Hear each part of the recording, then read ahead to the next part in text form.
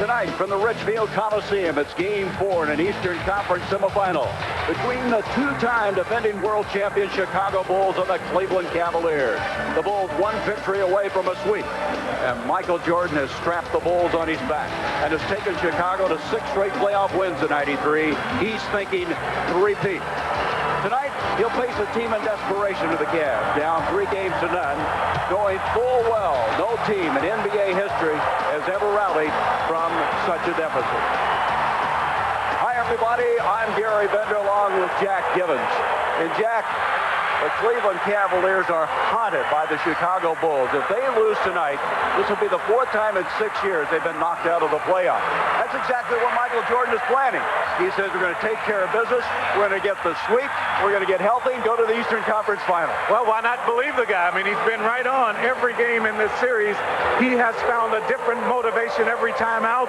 Tonight's motivation, get through this series, protect that wrist, get home and get some days off before the series moves on to the next round. Well, I tell you, Jack, the Cavs are really struggling with the Bulls' defense. They're averaging 22 points less a game than they did in the regular season. Yeah, and a couple reasons for that, Gary. I'll tell you what, the first thing is Chicago has been tremendous in pressuring the ball up the floor, taking it out of the hands of Mark Price, forcing other people to run the offense. The other thing they have done that has worked very well for them, their pressing, trapping defense in the half court has forced the Cavs to use a lot of time on the shot clock, and they've taken low percentage shots. All right, Jack, who's got the step forward for the Cavs tonight for their season not to end? Well, it continues to be Brad Dougherty, I think. He is the guy that carried this team all season, had big numbers during the regular season. You see his production is way down here in this series. He is going to have to pick it up, get up to around 30 points here tonight, and lead this team to a win. All right, this is a desperation game for the Cavs. The Bulls, on the other hand, have their broom out. They're ready for a sweep. Goose and I'll be back with the introduction to the starting lineup in just a moment. The Richfield Coliseum, Game 4 between the Bulls and Cavs. 3 games to none, the Bulls lead it. Here's tonight's Jeep Eagle starting lineup, and for the 2nd game in a row, Gerald Wilkins will get a starting call for Cleveland. Well, they're going to try to give Gerald a chance once again to get off against Michael right from the beginning. Of course, that has been a good matchup. Gerald Wilkins will have to play him once again. Always a problem. Pippen and Horace Grant getting to the offensive boards. You see the winning percentage for Phil Jackson. That's the highest ever. Here's a beleaguered coach, Lenny Wilkins. A lot of criticism here locally. Many people feel they lose tonight, his job is in real jeopardy. The 3 officials, Dick Pavetta, Bill Oates, and Eddie F. Rush. And the Richfield Coliseum, possibly the final game of the season. It's up to Scottie Pippen. Pippen with that brilliant game in Game 3 with 28 points. B.J. Armstrong, who's been brilliant defensively against Mark Price, off to Michael Jordan. Cartwright turnaround, rebound by Craig Elo. Well, this game tonight will be decided in the first 10 minutes or so of this ball game. Cleveland is going to have to come out. They're going to have to be aggressive. They're going to have to make shots, do everything that they did during the regular season, and show Chicago that they're going to be right in this game. Tell you, Phil Jackson feels that the Cavaliers, as he put it, are going to throw the kitchen sink at his team. Start out emotionally. They're hustling now. Gerald Wilkins over Cartwright gets it. He feels if they can weather this, keep it close, get it where they want it late in the ball game, they can close this one out. Well, it's Cleveland, one of those teams that are a whole lot better if they're able to get the lead, get out in front, although they did have a lead in Game 3, and Chicago came back. Michael Jordan missing out. It comes to Brad Dougherty. You saw B.J. Armstrong pick up Mark Price. Elo on the move, and that is going to be a blocking foul. I think that play right there shows you that Michael wants to protect that wrist. He did not draw the charge where he would have to go down on the floor. He continues to back away. Watch right here. He had good position. Had he gone down to the floor, this call would have probably gone the other way. Michael backed off wanting to protect that wrist.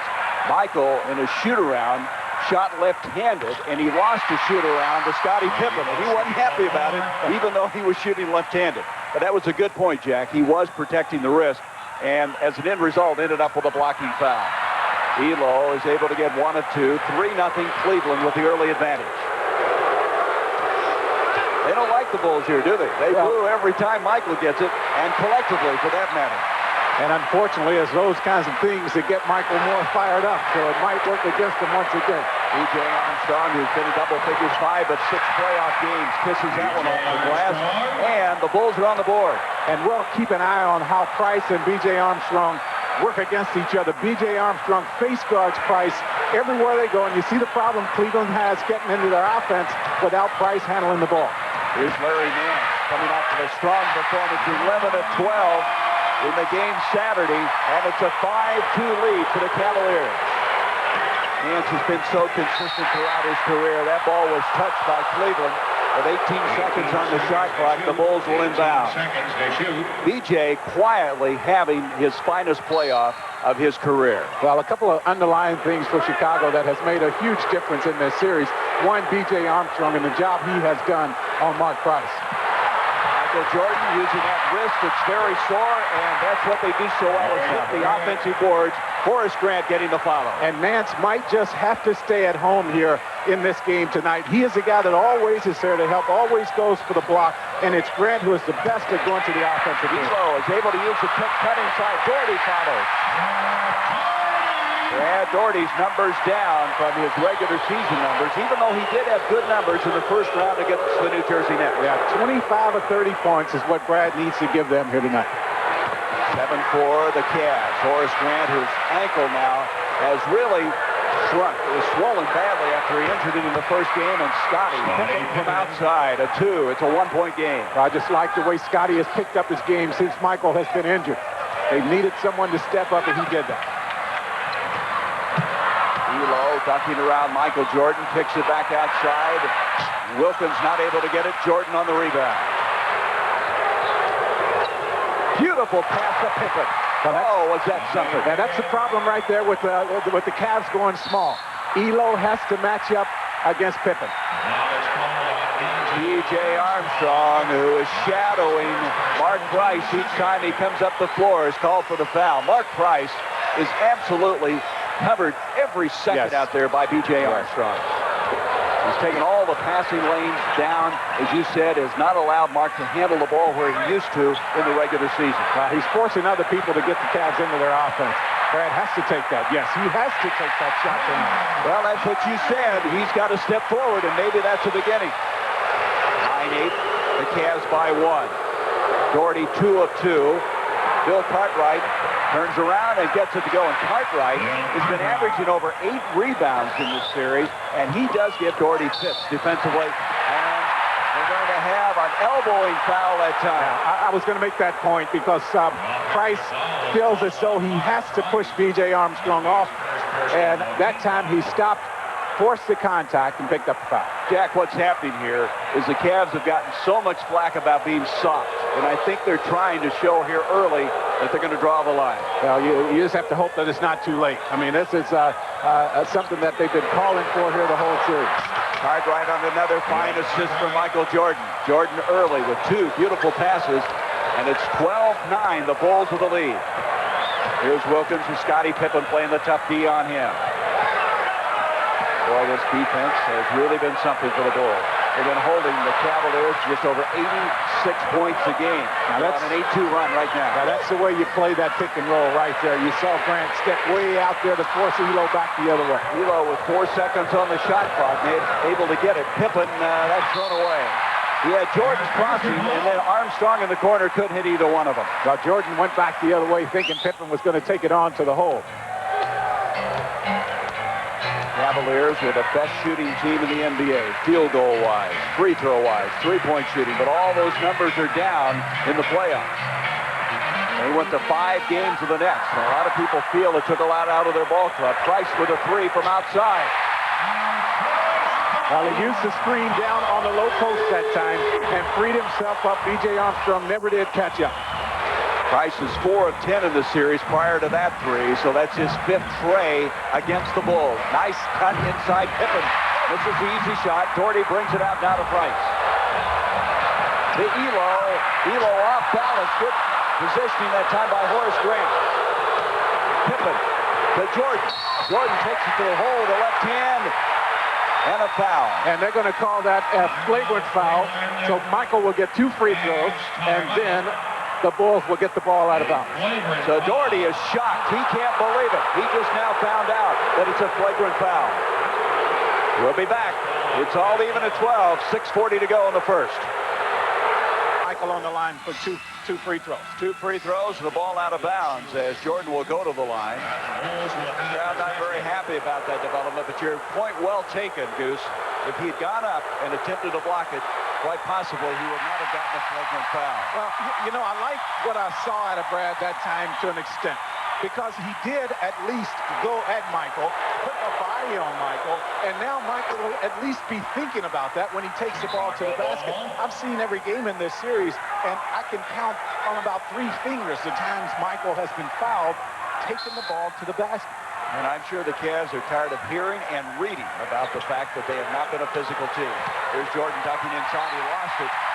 But that's the point right there. Now, Michael, you saw him hesitate, taking the ball to the basket. I don't know if he was thinking about that foul Brad just gave him, but maybe he was. Well, he still may be thinking about that wrist hood away from the ball now. Bill Cartwright is called for a foul. That'll be his first. I think what we saw in the game Saturday is Michael slowly eased into the game. He's not doing that tonight. He's taking off right away, trying to use that right wrist and hand. Well, you know, he wants to close this thing out. He'll take more of the load tonight as he did in game 1. Price able to shake B.J. Armstrong. A leaner not there. Jordan has it stripped by Wilkins. Wilkins can't get it. And finally, Horace Grant brings it down. Pippen in the corner to B.J. He's been there the whole series. And B.J., who led the NBA in 3-point percentage this year, misses that one. Nice break out to Wilkins. Good job by Gerald Wilkins. Just ran the floor, outran everyone that time. And the Cavs have a 1-point lead. 5:48 to go in the first. Armstrong into Pippen. Craig Elo bodying him. Pippen with a turnaround spin. Rebound Jordan. That's already 5 rebounds for Brad. Yeah, it's going to be so important for the Cavs to give up just 1 shot at the basket every time down for Chicago. Rice trying to shake Armstrong. Doing a pretty good job now using those picks. Elo from outside. Rebound by Jordan. And Jordan using the left hand. Oh, it's so nice to be able to do that with either hand. It's so nice. It is something special. 15-14 Chicago. Michael wants to close it out, as we said, get some rest and get ready then for that Eastern Conference Final, which will begin on Sunday. Dougherty backing in on Cartwright, and Brad short with a hook. Grant with another rebound. Boy, Grant's doing an excellent job on the boards. Always does. He always does for Chicago. Wilkins, who's been labeled as a Jordan stopper, but finds out there's no such thing.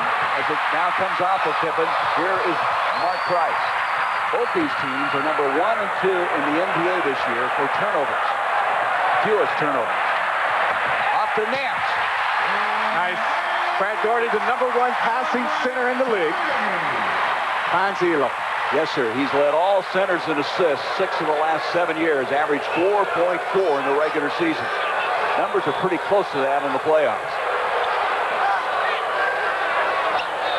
I like the way the Cavs have come out defensively here in this game before that trip to the paint by Michael, but at least they have forced Chicago out further in the floor to start their offense, and it makes it a little bit more difficult. For Jordan now with the right hand that time, and Wilkins able to answer at the other end.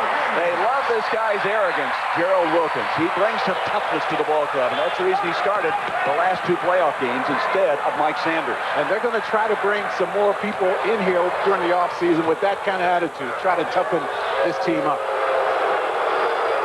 And it goes now to Cartwright. Bill Cartwright averaging 20.5 minutes in the playoffs. He and Dougherty entangled a little bit. Bill with a leaner. Dougherty trying to draw the foul. No whistle. The shot goes as the shot clock expires. 19-18, the Bulls. Wilkins at the other end. And so now Gerald Wilkins has 8 points to the ball game. Gerald 1 on 3 that time. Just took it right to the hole, right to the paint, and got the little jump shot to go. He is 4 of 6. A little pressure now by the Cavs. Horace Grant gets it. I think it's remarkable that Horace Grant had that severely sprained ankle in game 1, came back in game 2, never missed a free throw, never missed a field goal, and scored 20 points. Not bad, huh? That's not bad at all. He said in that game, I I want to be like Mike, he said. A lot of people want to be like Mike. He came out and played on that bad ankle. The tongue is flapping as Jordan misses. Grant inside, and he's fouled. Horace Grant this year had 341 offensive rebounds. That's 4 short of the record he set a year ago for the Chicago Bulls. We have a break in the action. The Bulls by 1. Michael Jordan playing with a painful right wrist, so what do? You take it to the hole with your left hand. Not everybody can do that, but Michael once again makes it look easy. But I think the Cavs playing with a lot of hustle, a lot of enthusiasm, the way they have to play, and you see it right here as Brad Dougherty finds Larry Nance. Nance takes it to the hole just as aggressively, and to this point, the Cavs have matched Chicago's enthusiasm. Cleveland shooting 47%, the Bulls 56%. John Hot Rod Williams now checks into the ball game. And Jordan has 5 points, 3 assists, and Chicago leading in the rebounding department, 11-8. There's what Michael has done in this series. For the playoffs, he's averaging 32.7, which is 1/10 below his seasonal average. Pretty consistent. Yes. Horace Grant, a 62% free throw shooter during the regular season. He wears those eyeglasses, or prescription eyeglasses, more, of course, to see than for protection, as a lot of the players do in the NBA. And the former Clemson star is giving this Bulls team a 3-point lead, 23-20. Some full court pressure now coming for Chicago. A back off right here. Wilkins from the corner, good. Jay Armstrong up. Pippen lost it. Scramble around. Cartwright can't get it. Good hustle by Larry Nance, but that's nothing unusual. And he missed an easy one. And he'll try to reload it, and it's going to be off of Cleveland. Great effort, though, by Larry Nance. Yeah, he works the offensive boards well also. He missed a little jump shot, but Cleveland doing what they have to do. They have to find a way to get more shots at the basket because their field goal percentage is down in this series. Larry Nance has averaged 17 points in the series against Chicago. Pippen from outside. Nance boxing off. We're going to have a loose ball foul, as Nance that time, trying to screen his way out, has picked up the foul. And obviously, the sellout here at the Richfield Coliseum didn't like that call. Well, no, wait a minute. Yeah, they changed it, calling it on Grant. I saw him put up 5 and a 4. I said, that's not Larry Nance's numbers. No, he signaled it was going to stay right on that end, which indicated that it was against Larry Nance. It was not. So it is on Horace Grant, and Nance pleading his case.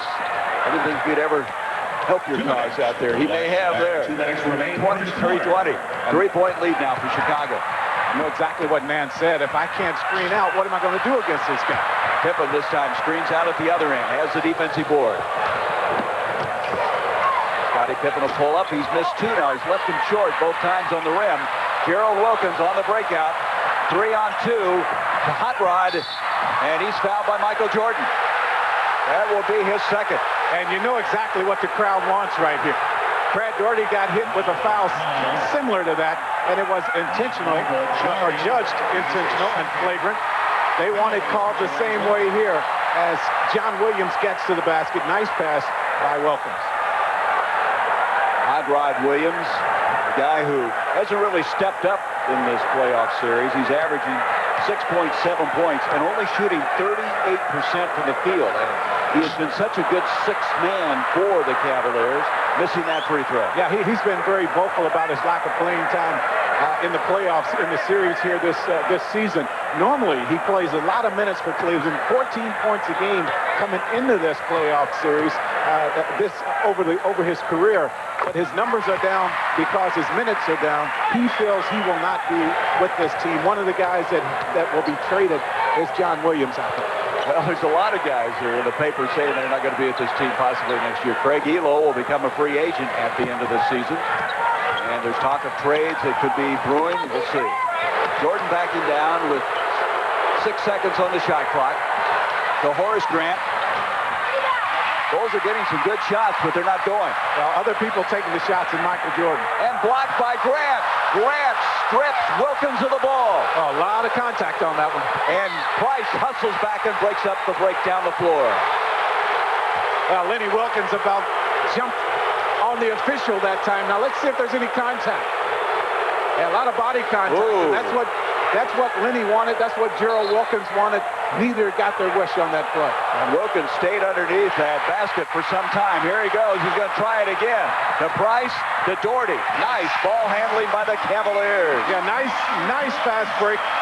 The team that led the league in assists, Cleveland, everyone on this ball club can pass. It's even to 23. It's in now to Stacey King, who's checked into the ball game. Bulls have 4 centers, all 4 different kinds of ability. Jordan has a rejected, tries again, and again the Bulls are leaving a lot of shots short here in this first quarter. Well, you got to credit the Cleveland defense so far in this game. They are playing very, very well. Hot Rod is going to be fouled by Scott Williams. The officials are allowing them to play here. You'll see Michael get to the paint and watch the block. Larry Nance gets it right here, and then Michael's going to fall away. That right hand just not there yet. Started out game 3 that way and finally loosened it up. Finally started to follow through on his jump shots, and he got them to go in the second half. Rod Williams at the free throw line. Coming into the ball game now is Terrell Brandon, who did not play in the game Saturday because of a sprained ankle. And they're glad to have him back because Mark Price had to play 45 minutes in the game Saturday, and that's just too many minutes. Yeah, Mark tired down the stretch. Did not have Brandon to come to in that game. The real problem for Cleveland with the bigger lineup is they had to work against the quickness of Chicago, and Chicago forced a lot of turnovers when they had Elo and Wilkins in the backcourt together. John Paxson, Trent Tucker have checked in for Chicago as both benches now starting to come into this ball game in the first quarter with 26 seconds left in the first stanza. Here's John Paxson. 1 second difference between the game clock and the shot clock. Tucker's been shooting very poorly in this series, but you always have to respect his range. Here he goes. This will be a 2 by Tucker. Won't go. Stacey King, a push-off. They get him for the foul with 2.4 seconds left in the quarter. Another part of Brad Dougherty's game that has been down here in the playoffs, and especially in this series, is his trips to the free throw line. He has not been getting there nearly enough. Of course, he has not been aggressively pursuing his opportunities to score. The reason for that, but he gets 2 free throws here. And he had a career high this year, percentage-wise, from the free throw line. He shot 80%.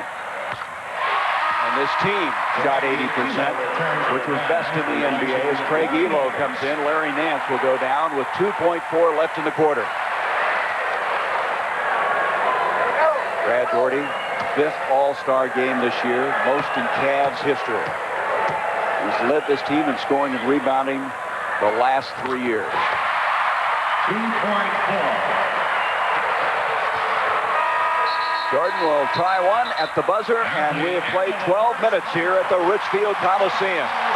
The Cavs end this quarter on a 7-0 run. They lead it 27-23.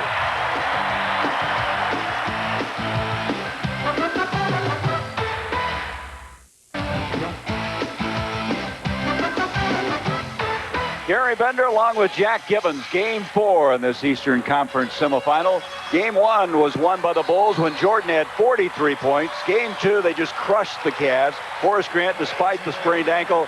And then game 3, Pippen with 28 points, which is 10 over his season average as they're 3-0. Yeah, each game, a new player stepped up. Now, Michael Jordan in game 3 played very well also, so you have to add him in there as well. But really, every game for Chicago has been a different story for that team. Everyone seems to have stepped up, played well. The Cavs obviously need that to happen for them. In the first quarter, both teams, identical shooting percentages, 42%, 10 of 24. Jordan was 2 of 7 in that first quarter and looked a little tentative. That right wrist still not quite back to where he'd like to have it. And the Cavs throw it away. Well, see, that's the time that you have to shoot that one. You're right there with your head under the basket. Of course, John Williams, a good jumper. He can get up over the defense down there. He has to take that shot. Second turnover for Cleveland. Chicago with 4. Pippen inside. Hot Rod Williams got a piece of it. Out it comes to Wilkins. Boy, he's getting out quickly, isn't he? Trent Tucker tries to stop him. The basket will count, and Tucker has committed the foul. This is the kind of enthusiasm you have to play with. You have to be aggressive. You have to attack the basket. Gerald Wilkins, since game one, has not shot the ball well. There's the block right there by Williams. It gets the fast break started. And Gerald Wilkins, a couple of times, has challenged three guys. You see three red shirts around him right there. He draws the foul and gets the shot to go. Boy, he's been pushing it, hasn't he? Yes, he's been seemingly breaking down the floor every time that they have had any kind of a breakout at all. Now, the one theme that Cleveland has prepared for on this game is pride. Are we going to allow these guys to get 4 in a row, or are we going to step up and show these fans that we are capable of playing? Stacey King is fouled by Larry Nance, the left-hander taking it inside, and Nance committing his second foul. Well, Lenny Wilkins told us this morning, I must admit, Lenny Wilkins didn't look very good this morning. He said, we want to play hard. We have our pride at stake, as you were just mentioning. He says, if we go down, we want to go down playing hard. And I think, really, that's all the fans can ask for. I tell you, one thing that we have failed to mention is the fact that Chicago as a team is playing very, very well. I mean, I don't know if Cleveland playing their best basketball can beat Chicago at the level they're playing. Well, you look at the stats on this Chicago team, and they haven't dropped off. They've picked up. They have picked up. Every other team has dropped them. Nance ducking inside, the leaner, the 34-year-old, the oldest starting forward in the NBA. So consistent, able to lean in and get that one. And still led the NBA this year in blocks for forward. Stacey King, the left-handed jump hook. Williams with the rebound. Now, Williams asserting himself on the defensive boards. Here's Nance again. He'll pull up. Dougherty fighting for the ball, but taken away by Stacey King. Now, that's some of that really infuriates Cavs fans. As somebody goes up, all of a sudden the ball comes out to the other team. Right. Shot selection, of course, is important. And it goes again to the pivot area. Scott Williams backing out. 7 seconds on the shot clock. Pippen with 3 from the corner. Rebound by Stacey King, and they're starting to hit the boards. The Bulls really getting the putbacks and the second chance opportunities. Well, see, Brad Dougherty had position that time. There's no way that Stacey King should be able to get the ball over his shoulder that way. I mean, he didn't put the body on, and he allowed the basket after forcing the miss. Well, the Cavaliers were not a good rebounding team during the regular season. They're -0.8 as we have a foul now. Dougherty getting the ball inside and a grabbing foul on Stacey King, his second. So we have 9:49 left to go in this first half. And the Cavs trying to keep their season alive. He's done a pretty decent job in this game of making sure Chicago does not get 2 or 3 shots at the basket. But watch Stacey King right here working against Brad Dougherty. Now, you're going to see him get pretty good position, but he allows Stacey to just slip right through him that time. Did not put the body on him well. And then look at the shot. You give up the second shot basket right there, and, of course, that just takes away from that aggressive defense. Well, graphically, we're going to show you what's happened thus far. Offensive rebounds, the Bulls 5-4, and second chance points, the Bulls 8-4. So that's exactly what you were just showing just a moment ago. Danny Perry now is checked into the ball game. Brandon and Price in the backcourt. Hot Rod Williams and Larry Nance. Price, they trap outside. Baseline to Williams, falling down inside with Stacey King. So Hot Rod Williams has come in and has played very hard. He has 5 points in the ball game. Well, when you're struggling, and he has been from the field, you have to get high percentage shots at the basket. Good way to do that is get on the offensive boards. He got himself too easy once that time. Andy Perry now trying to trap Scottie Pippen. Pippen will pull up with 7 seconds on. No, he passed it. I guess that was a pass. Well, Scott Williams got it anyway. Put it away. We'll call it a pass. I don't know. Maybe. It worked. Let's put it that way. Gerald Brandon now draws a foul from John Paxson as he is in midair. Let's go back. I'll let you determine, Goose. Well, I'll tell you what might have happened here. Danny Ferry might have gotten a hand on it. No, he did not. I think that's a shot that Pippen is hoping he will get credited for an assist on. At the line now is Terrell Brandon. This is a guy that Lenny Wilkins has really started to have a lot of confidence in. He, of course, played collegiately at Oregon in his second year, their first-round draft pick of a year ago. And they missed him Saturday because he is a terrific relief man for Mark Price. And a lot of people here, surprisingly enough, feel this guy in a starting role could be just as effective as Mark Price. That's why they are talking about moving Price to another team. Stacey King on a nice feed from Scott Williams. They really broke the pressure down then. Excellent ball handling by Chicago. 35-30. Cavaliers with the lead. This is do or die, a desperation game now for this Cavalier team, down 3 games to none. They want to take it to a game 5, which would be Wednesday in Chicago Stadium. The Cleveland offense just kind of standing around right here, and that's where the problems have been. With 3 seconds on the shot clock, they didn't get a very good look, did they? While they were standing around, the spacing was not real good. They break out Williams, and that's the Cavaliers' problem sometimes. Transition defense, not getting back, and you've got to get back for Chicago. Well, normally when you take a low percentage shot, that gives you the numbers going the other way. If you get the rebound, Chicago did that and got the layup. Price going baseline, and Trent Tucker will commit the foul. That's his second. At the conclusion of tonight's game, Jack Gibbons and I will be selecting the Budweiser player of the game. Goose Gibbons, as he's more familiarly known. Brandon outside. That was the 4th team foul against Chicago. Cleveland with 1 here in the second quarter. There's Pippen with a steal, and he was 10th in the NBA in steals. What a defensive unit they have. 3 guys on the all-defensive team. Pippen and Jordan on the first team and Horace Grant on the second team. And the only thing you can hope for if you're an opposing team is that those 3 guys don't all come at you at the same time. What? That's true. That is called pressure. Andy Ferry committed the foul. Here is Scottie Pippen. He had a good look. Backs up now. But he hasn't shot the ball well here in this game, so he is a little hesitant about taking that jump shot. Ferry picks up his second foul in succession here. Brad Dougherty is going to come back into the Cleveland lineup with 7:40 to go in this first half.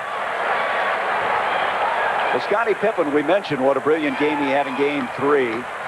And 28 points, 20 attempts. That first game, really not a Scottie Pippen type game. Well, he had been struggling a little bit in that Atlanta series leading into this first game, and he wasn't playing with a lot of confidence. You see, 10 field goal attempts. He had just 9 points, was really out of sync, but he has gotten progressively better every game. He is 2 of 9 shooting in this ball game. Earlier, we had Jordan 2 of 7. So the 2 All-Stars not shooting well in the early going. And then you look at the scoreboard, and you see that the Bulls are down just 1 point, so that's reason for concern for Cleveland. As you know, those numbers are going to pick up for those 2 guys in the second half. Despite that steal, Chicago's on a 6-0 run, and Pippen with another steal. Well, that's the problem that Danny Ferry has working against the small forward. Ferry's picked up his 3rd foul, and Scott Williams will go to the free throw line. I mean, it's tough playing against Pippen always, but his quickness so much more superior than Danny Ferry. Now watch right here. Good hands that time by Pippen. Good anticipation. He got into the passing lane, and then the pass here gets Scott Williams a good look at the basket. There's the foul. You know, Jack, you really don't realize how long Scottie Pippen's arms are until you try to pass around him. That's twice now. He's gotten that arm out and has batted it away. As Ferry now leaves the ball game with that 3rd foul, and Craig Elo checks in. Well, you put those long arms together with the quick feet. Yeah. And that's the reason why he's in the top 10 every year and still. And that's the reason Michael Jordan is such an outstanding defensive player, is his quick feet. Right. You watch his feet down from the knees down, and he is a fleur at times.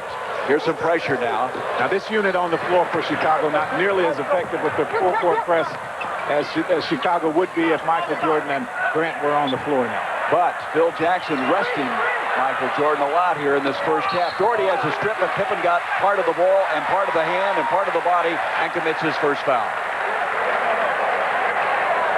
Brad Dougherty will go to the line once again. Brad has to continue to call for the ball and let his teammates know. If you look at Michael, they're sitting on the bench just waiting to come back. Brad has to continue to let his teammates know that he wants the ball in the low post. One thing that Cleveland hasn't dropped off in is their free throw shooting. They're about where they were in the regular season. Here's what rebounding-wise Brad Dougherty did in the season, and you can see in this series how it's dropped off. First round, he had a very good first round against the Nets. He also averaged almost 21 points a game in that series. Closer to his seasonal numbers there in that first series. Obviously, they've been down a lot here because of his lack of shot attempts in the first 2 games. Brad Dougherty now with 10 points in the ball game. Pippen outside. He goes with 7 seconds on the shot clock. Trent Tucker from the corner, and Tucker can't get it. Boy, he was really struggling. He came in here 2 of 8 in the series, 1 of 5 from three-point land. And a better job defensively by Elo that time against Pippen. Tipped that time by Scott Williams, and coming out of there is Pippen. He seems to come up with every loose ball. That's about 3 steals already in this game. And then Brandon doubles him up. Elo picks it up, and they go the other way. Nice. Oh, what a pass to Dougherty. Real nice. That was something special from Terrell Brandon. Well, and everyone is running the floor well for Cleveland in their fast break opportunities. And to the 39-35 lead. Backdoor Tucker blocked by Hot Rod Williams. To Brandon. He leaves it short. Dougherty able to rebound. Takes there you go, Brad. Now that's what Brad needs to do right there. Forget about passing that ball out when you're in the paint. Take it right to the hole. And the crowd reacting to this little spurt. And it's led by the guy that has to lead this team, Brad Dougherty. Fast break baskets in this game to this point because of their aggressiveness on the defensive end of the floor, forcing the steals and the turnovers, and then getting it out and executing. Good job running the floor by Brad Dougherty this time. Fills the lane, gets the easy 2, but it's because of their defense. And Dougherty off to an excellent start. 12 points, 9 rebounds already in this ball game. Now his high in this series was 16 points and 11 rebounds in the game they played on Saturday. So you talked about the guy having to step forward. Thus far, Goose, he's done that.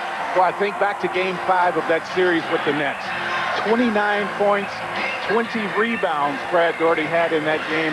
And you knew by watching that game that there was only one leader on the floor for Cleveland, and that was Brad Dougherty. We have not seen that yet until tonight in this series.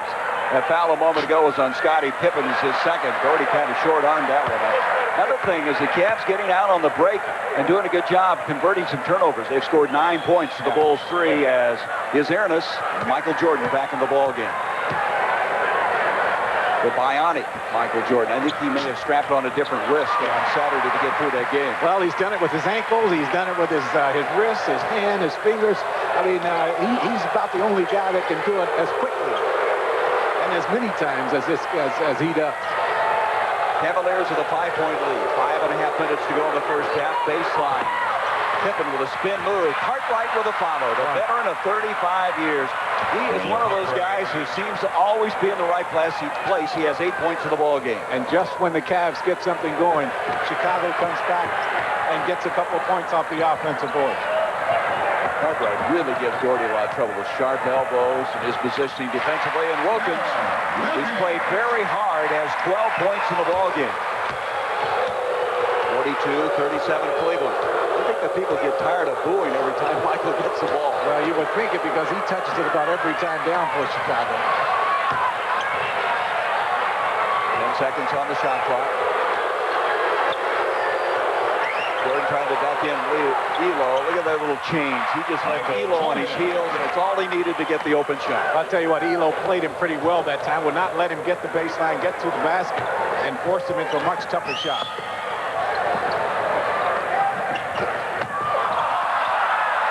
Dougherty and Cartwright banging bodies inside. 8 seconds on the shot clock. Elo needs to move. He needs to take Michael Jordan out of there. 2 seconds on the shot clock. Dougherty can't get it. Elo with the offensive board. Out it comes to Wilkins. Nice. You work the offensive boards, you're going to get good things to happen. Craig, Elo with the offensive rebound that time. I said Elo needed to move because Michael Jordan was just waiting to get back to double team on Brad. He makes the sharp cut to the basket. Michael has to stay at home. Wilkins 7 of 11 shooting. This is the second playoff game he started. It was a good move by Lenny Wilkins to get him in the starting 5 as Grant misses, and here's Elo again.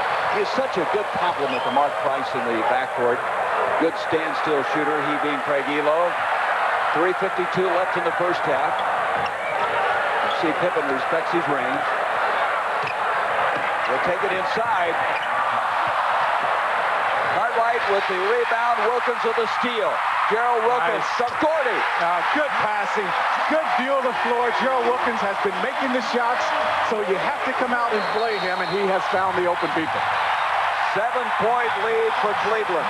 And Gerald Wilkins is one of the big reasons he has played inspired basketball in this first half. 3:30 to go until halftime. Craig Elo playing very inspired basketball right now, trying to accept the challenge. And although Michael Jordan makes this jump shot, you see how well he played Michael that time. And then on the other end, he is putting the pressure on Michael himself. Watch the offensive board work here. That's going to set up his teammate for a basket. Gerald Wilkins knocks it down from the outside. That's a good job there by Elo on both ends. And as an end result, the Cavaliers have their biggest lead of the ball game, 7. Cleveland has 11 points off of turnovers. Chicago with 3. That's one way to negate that Chicago defense. Michael Jordan trying to shake Gerald Wilkins. 3:23 to go until halftime. Jordan the foul away. Rebound Elo. Wilkins released and was down the floor. Elo thought about going to him. Wilkins is hustling. Yeah, he's working hard. That was a good decision. Just hold it up. Elo backing in on B.J. Armstrong. A little mismatch there. I think B.J. got a piece of that. Dougherty, they have a fresh 24 seconds. Craig Elo once again on the offensive boards. Knocked that one out of there. That's 5 rebounds now for Craig Elo. They double on Brandon. 12 seconds on the shot clock. Hot rod from the corner. Tough shot that time. Here comes Michael creating. He tried to pass it into Grant. Deflected. Here's Brad Dougherty. And Michael hustling, but Brad getting it anyway. Cleveland creating a lot of shots with their defense. And we're going to have a 20-second timeout by Chicago. A 12-4 run right now for Cleveland. And Cleveland right now, they want to play another day. Well, they're playing like they want to, and this is the kind of effort that this crowd here has wanted from this team this entire series. They're creating a lot of shots off of their defense. They are just hustling. Watch the hands. Now, you see a lot of hands in the passing lane. Brad Dougherty that time knocked that one down, and Gerald Wilkins with the nice speed. I thought Michael would outrun Brad this time. Brad kept his composure, and he'll knock this one down. Brad Dougherty's had an outstanding first half. 17 points. Wilkins with 14. So they've been the 1-2 punch for the Cleveland Cavaliers. And there's the points off turnovers. It's even mounted to 2 more. 13-3. Right. Wilkins with the tough assignment to try to stay with MJ. Cartwright got a notion. 9 seconds on the shot clock. Pippen and Elo really colliding inside. Pippen turnaround, and Scottie Pippen was having a tough time getting the shot to drop. Finally gets one there. He has 6 points. But Chicago had to work for that one. They played the pick and roll by Michael Jordan very well. Brad Dougherty stepped all the way out, would not allow Michael to turn the corner. 7-point lead for the Cavaliers. Inside 2 minutes now in this first half. This is the problem Cleveland ran into a lot. The shot clock now down within 5. And they're not going to get a very good shot, obviously. Wilkins didn't even hit the rim, so the shot clock has expired. And that was what was happening so often in previous games in this series. Right, Cleveland started standing around a little bit. Someone else other than the point guard had to bring the ball up the floor, and then they struggled to get in their offense. Coming up at halftime, the Reebok halftime report. Ernie Johnson in our Atlanta studios with Reggie Miller of the Pacers. They'll have a recap of the first half. And Reggie will talk about something he knows a great deal about, Reggie Miller. Now, I used to work with his sister Cheryl. Now, I understand Cheryl Miller used to half-court beat Reggie Miller. I want to know if this is really true or if that's just what Cheryl used to tell me. I think Reggie used to tell that story also. I'd like to see that now. The guy can fill it up. He and Dan Marley tied for 3 points made as Wilkins reaches in and commits a foul. I love the efforts of Gerald Wilkins. He has that intensity that the Cavs so desperately need as he sends Jordan to the line. Well, Gerald has changed his tune just a little bit since before the first game of this series. Trying to play down the matchup between himself and Michael Jordan. He's saying that it's not the Michael Jordan, Gerald Wilkins show, it's the Cavs against the Bulls. And he understands that he alone will not be able to stop Michael. He's getting much better help on him tonight, and Michael has not put up the big numbers to this point. Well, he put up 43 against him in game 1. And as Michael said after the game, when I'm on, nobody can stop me. And I believe it. Now, that ball was off of BJ. Nice heads-up play by Brandon, who kicked it off of him when he was in trouble. But you look at the aggressiveness of that trap. That's Scottie Pippen coming at you now with 4 seconds to get the ball up the floor. As there are 18 seconds left on the shot clock. 4 seconds across that 10-second line. That does it, doesn't it? They'll get it across in a hurry. Here's Dougherty outside. Brandon getting a lot of minutes in this first half after missing game 3. Fadeaway. Foul on B.J. Armstrong. Now, no signs of that hurt ankle in this game. That game he missed the last time out, the first game of his career that he has missed. Second foul on B.J. Armstrong, sending Brandon to the line, an 83% free throw shooter in the regular season.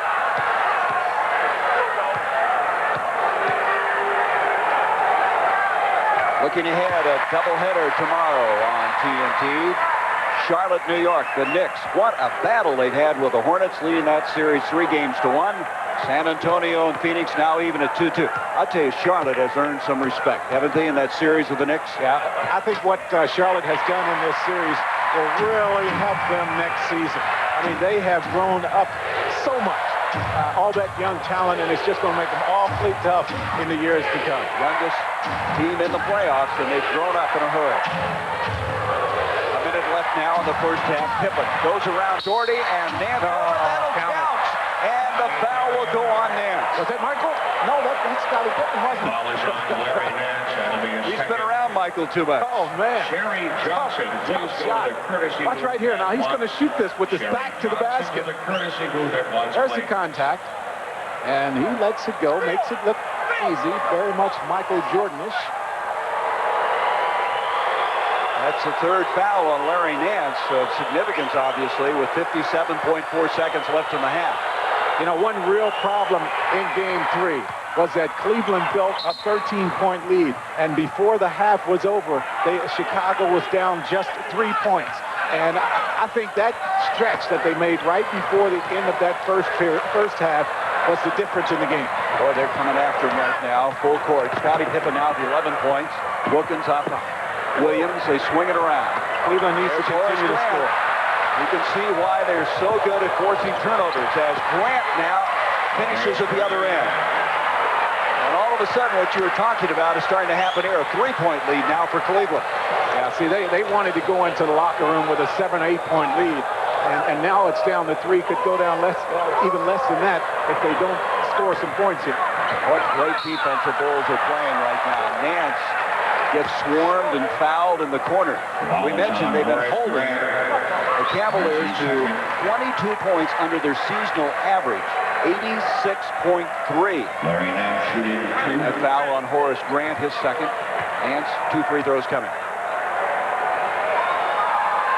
You look at their defense, the fact that they had this year an average of 98.9 in the regular season. And usually when you get to the playoffs, you never know what's going to happen, but they've decreased it even more since they've gotten in here. Every one of their numbers seemingly has improved. They forced almost 17 turnovers a game in the regular season. Yeah, they have played very well defensively as Chicago, and they just simply continue to get better defensively. They're coming with those double teams in the backcourt, forcing the turnovers, and they've gotten a lot of baskets off of those turnovers. Shot clock and the game clock almost identical, a few tenths off, and that's all. I think they need to run a double team at Michael before he gets... Oh, what a pass, and a foul will go. Beautiful pass. Hot Rod Williams tried to stuff it inside. He commits the foul. And that is his first. And so with 3 seconds left in the half, Grant will go to the free throw line. A lot of teams will run a guy from the weak side of the court at Michael to force him to give it up. He is so creative with it. Horace Grant with 7 rebounds and now 9 points. And Gerald Walker now will come in. They'll get Jordan out of there, who has 2 personal fouls. They'll want to pick up the third, and a 22nd timeout now by the Cleveland Cavaliers. So with 3 seconds left, what you talked about, really true. You think you're playing very well, and you look up at the scoreboard, and you can't shake the Chicago Bulls team. They're down by 4, and yet I think Cleveland has to be very happy with their first half of play. Cleveland has played very well. Michael Jordan has not shot the ball well. Neither has Scottie Pippen, and still they're right in this ball game. So you have to be a little bit concerned. But I tell you what, Cleveland has to gain some confidence also working in this ball game, because they have been very effective defensively. They have pressured shots, and if they can continue that kind of effort into the second half on the defensive end of the floor, I think they'll be all right. Their defense have given a lot of baskets up to them. Will Purdue will also come in as they protect themselves foul-wise. Purdue checks in, so with 3 seconds left in the half, Grant will shoot another free throw. Purdue did not play in Game 3, but he did a very good job this year when Bill Cartwright went out injury-wise, started some ball games, and acquitted himself very well. In fact, he started 16, and they were 12-4 record-wise when he was a starting pivot. That's almost an air ball. The only good thing about that is... Oh, that was very close by Terrell Brandon. I was going to say the only good thing about it, that air ball almost, is that it prevents Cleveland from getting into their offense. Brandon almost made it, though, on the full court. A 4-point lead now for the Cleveland Cavaliers here in Game 4. And the Cavaliers hoping this is not their last halftime of this 1992-93 season. The Reebok halftime report coming up. Ernie Johnson along with Reggie Miller after we take this break.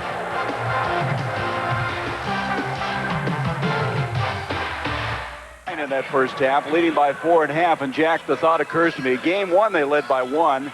Game 3 they led by 3. Didn't hang on there, so they can't be very comfortable against this Chicago team. Well, when you're struggling for a win, the thing that you want to do is just win the game. You don't necessarily need a blowout, and I think that is what Cleveland is thinking right here. Let's just get one, get some confidence from there, and we might be able to pull 2 or 3 wins out of this. Well, Brad Dougherty certainly stepped up. 17 points and 10 rebounds in the first half. He has played well, and you'll see it right here. The defense that has worked so well for Cleveland, the fact that they've gotten a lot of points off of the turnovers here. Brad Dougherty with the steal, and then runs the floor well, collects himself, and dunks that one through. A great start for Brad here in this game. Well, that was the guy that you targeted as having to step forward. There is a points off turnovers, 13-6. You can see the Bulls have been forcing a lot of turnovers most of the year. The Cavs and Bulls protected the ball very well through the regular season, but both now have turned it over 7 times. Well, let's pick up his airness, Michael Jordan. A couple of missed shots here. Yeah, he's struggled so far in this ball game. A little hesitant to let it go as freely as he normally would, possibly because of the risk. Now, you see the good defense that time by Larry Nance. And then Michael's going to get another look at the basket. Nance forces him to shoot it a little bit higher than he wants to. He misses 2 in a row. That doesn't happen very often. And look at the shooting thus far for the big 3, especially Jordan and Pippen. 4 of 12 for Scottie, 3 of 9 for Jordan. Grant didn't take that many shots, but he usually doesn't. But that's the thing that I'm sure as Lenny Wilkins looked at the stat sheet, he said, oh, no, we're leading by 4, and those guys are only shooting that. Unless he can convince his guys to continue to play the kind of defense they played in the first half. I mean, there's a reason those 3 guys are struggling, and that is because Cleveland has not given up many uncontested shots, especially to Michael Jordan and Scottie Pippen. They just have to understand that that's the same kind of effort it's going to take in the second half and keep that kind of pressure right on them. As far as shooting is concerned, Chicago shooting just over 45%, Cleveland just under 44%. As far as the rebounds are concerned, they're dead even at 22, and of course that's been an area that Cleveland has really struggled trying to stay on the boards with the Chicago team. I thought an interesting stat also, Goose, was that B.J. Armstrong took only 2 shots in the first half and hit 1 of them. Sometimes you can be so concerned with the guy you're guarding that you forget about your offense, and I think B.J. has been so intent on making sure that Mark Price does not get off here, and he has done that. Price just 1 of 3, really didn't play much, 14 minutes, but B.J. has been giving him a whole lot more offense. Yeah, because Brandon came in and played 13 minutes in that first half, giving Mark Price what they hope is a stretch drive stamina to keep this season going now for the Cavaliers. Wilkins had a very good first half, running one-handed. Nance with a follow. Larry Nance, nice tap in. Wilkins in the first half had 14 points, 7 of 13 shooting. Bill Cartwright, that very peculiar shot, Yes. but that peculiar shot seems to find the hole, doesn't it? Peculiar, that's a nice way to describe that one by Bill Cartwright. But he has success with it. When he and Mike Sanders get together, it almost have a knee-jerk reaction watching it, right? Cartwright 5 of 7 as Grant now hits the deck trying to get through a pick, and Grant is telling Bill Oakes he thought he was fouled. 6 seconds on the shot clock. 4 inside Dougherty. Good high-low move there as Nance got it in deep to Dougherty. Well, I like it that Dougherty's not thinking about pass first. He's thinking, look at the hole. And if he's not there, then pass. 19 points now for Dougherty. They try to do the same thing at the other end. Broken up. Scottie Pippen, as we mentioned, 4 of 12 in the first half. Backing out to Cartwright. Cartwright with another shot underway. And Grant is there. Horace Grant seems to always be in the right place when that ball comes off the board. The rotation never came. Nance had to step out for the double team, and the other Cavs never did get down and cut off the baseline. Wilkins trying to duck in now on Pippen. Just underway, second half. 4-point lead for the Cavaliers. They led by as many as 9. As Cartwright batting it out. It'll leave them 8 seconds on the shot clock. 8 seconds. Well, when the Bulls turn up the heat, the intensity on defense, that's when they start to make their move. And they can play defense. They were second only to the New York Knicks in points allowed this year in the NBA. Elo hits one. And Horace Grant came down on his ankle, came down on Elo's foot. Yep. And he is struggling to get up the floor once again. He really is. Elo in that first half was 0 for 6 shooting. And Jordan misses. Horace is limping as he tries to return, and Wilkins able to get back. Then they have to get Horace Grant out of the ball game. Yeah, he had so much trouble with that ankle. Came back from that injury, played so well in game 2. Well, swelling had gone down, Phil Jackson told me before the game, but that won't help what he did tonight. And Cartwright with a little jump hook. You can see him running the floor. He is struggling. Thus far, though, Phil Jackson's made no move to substitute. 60-54 Cleveland. And I think you have to go right to Nance. Go right to Nance and see if Grant can move laterally. He jumps out on Mark Price. There you go. And you got to take that, yes. He makes the separation because Grant really can't get out there. Now, Phil Jackson's going to make a change. Yeah, he's going to have to. Scott Williams is going to come into the ball game. So Grant, who hurt that ankle in the first quarter of game number 1, came back with a 20-point effort in game 2. Cartwright following. Bill Cartwright now is carrying this team offensively in the second half. 14 points for Bill. Been a different guy every game for Chicago. Well, your good teams, that happens. Elo trying to duck in, out of control, gets it to Dougherty. Dougherty. Nice. And we're going to have a foul as Pippen reaching up commits a foul. And now Scott Williams will come into the Bulls lineup. And Horace Grant will sit down. Yeah, I think it's all right for Brad Dougherty to be selfish in this game. I think his teammates want that from him. There goes Grant to the bench. He went up for a block attempt on Elo's shot. Elo made the basket. Grant came down on his foot and Chip turned it again. You'll see it right here. Now watch Elo. Grant has to step out and watch the feet. And you see him come up hurting right there. That's happened so often. You turn that ankle and you come down on somebody's foot. 64-56, the Cavaliers. Scott Williams, who plays so hard, who's averaged 9 rebounds in the series, comes in replacing Grant. B.J. Armstrong, who took only 2 shots in the first half. And Michael Jordan forcing the boards. Michael really has not been rebounding all that well in this series, but you know he can do that, and you can never lose Michael Jordan. What can't Michael Jordan do? Exactly right. And of course, he is struggling from the field. He realizes that. He knows he has to get an easy basket or 2, and he does it right there on the offensive board. Grant trying to shake off that sprained ankle. I expect to see him back. 13 seconds now on the shot clock as the inbound. Price with the 3 from outside. Price now doubles on Pippen. Pippen heads up, pulls up the dribble. Now let's see if Chicago takes advantage of this matchup. Pippen against Price. Now you know they're going to do that. Good teams are great at taking advantage of mismatches. This match is their biggest lead of the ball game. Into Scott Williams. He looked around. Pippen had left him, and he threw it away. 3 on 2. Elo. Nice. real nice job in the open floor, and Chicago has to call the timeout. Good look, good ball movement. A little spurt by the Cavaliers as they get out on the break, and Elo, along with the shooting of Mark Price. And Cleveland now with their biggest lead of the ball game. Very well done, the breakout, and Elo finishing for Cleveland. The Cavs are their biggest lead of the ball game. One reason they've missed only one shot, 7 of 8 here in the second half. Well, when Cleveland made their run in the first half, they did it with their defense. Got a lot of layups because of that. Here they are once again, and of course you get shots like this, you're going to make a high percentage of them. 7 of 8. It's the Cavs in this period. On the other hand, the Bulls are not too shabby themselves. They're 5 of 8 for 63%. You keep wondering when this guy is going to explode. Michael Jordan. 7:28 now remaining in the third. 11-point lead for Cleveland. I think Michael will try to start taking things more of the responsibility. That's a good job right there, but he makes a big shot. Well, that's a beginning point, isn't it? Oh, you never get tired of watching him. He takes the tough shots and makes them look easy. Elo now with Pippen extending the defense against him.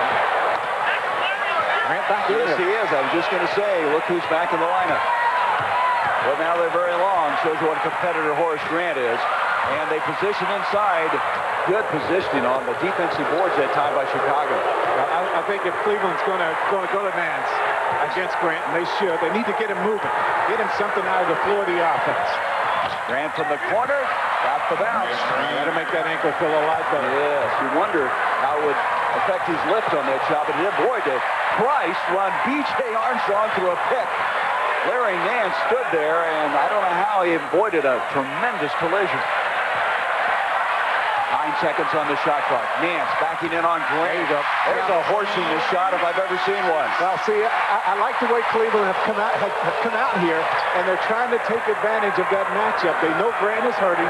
They're going to try to give Nance opportunities to work to see how well he can move. Boy, Wilkins working hard. He doesn't want to get Jordan started or let him get started as he reaches in, commits his second foul. You can see Michael now trying to pick it up a little bit offensively. You'll see Nance working right here against Grant. They're giving him the ball a lot of different positions on the floor, and I'm sure Lenny just told him to go on and take the shot, try to see if he's going to be able to stop him. It's hard to stop Larry Nance. He shoots that ball so high. Almost an unblockable shot when he gets it up there. Yeah, he gets up off the floor so well. Here's Jordan with Wilkins on him, and doesn't get it. Nance rips it down. And that's some of that toughness that Lenny Wilkins likes to see. That is just what you need. Elo all the way, and he's fouled. And Elo has started to take it inside, penetrate very effectively.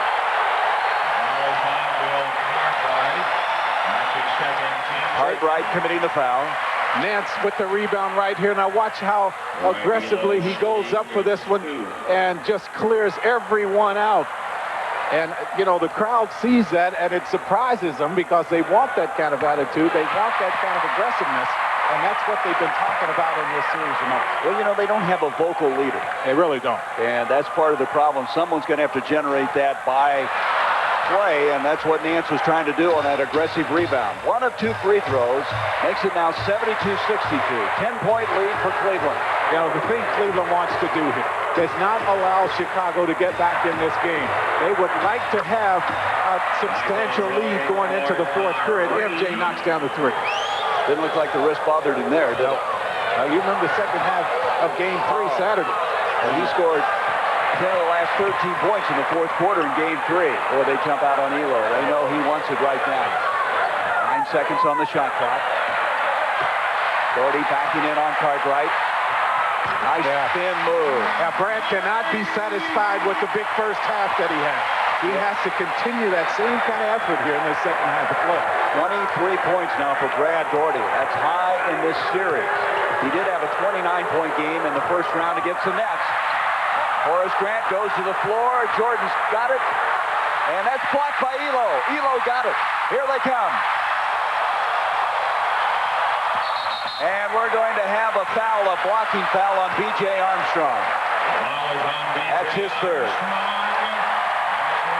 And the crowd up applauding the aggressive play of Cleveland. I think they are just happy to see the inside people for Cleveland putting bodies on people. I mean, you've seen Chicago players hit the floor more in this game than I think in the whole series. And I think that's what it's about this time of the year. 3 changes for Phil Jackson. Scott Williams, John Paxson, and Stacey King coming to the ball game. I tell you, Michael Jordan didn't want to have to play another game until the Eastern Conference Final. He wanted to rest the wrist. Grant wanted to rest the ankle. But they have a real struggle evolving here in Game 4 to end the series. Here's Nance from outside. Rebound Scott Williams. 74-65 Cleveland, just outside 4 minutes to go in the third. Now this lineup on the floor, Michael Jordan will take even more of the responsibility. 3 guys in there that hasn't scored a lot. Pippen, of course, is able to score you some points, and he does right there. Well, I tell you, Pippen and Jordan, you see some similarities once in a while, how they use the glass from that side. I think they're around each other so much, it rubs off. Well, you saw that shot Pippen made in the first half.